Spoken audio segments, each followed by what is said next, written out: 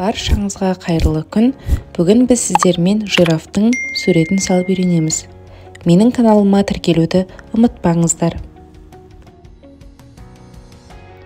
Барлық әрекеттерді видеодағыдай менімен бірге қайталап отырсаңыздар жеткілікті.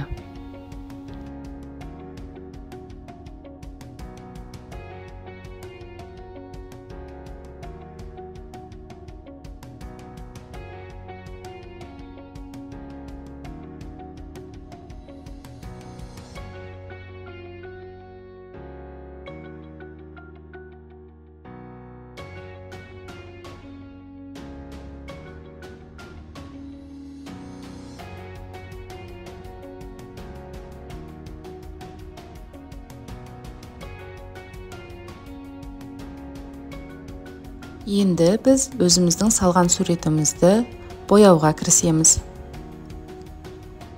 Мен суретте өздеріңіз көріп тұрғандай қоңыр, сары және қара түстерді қолдандым.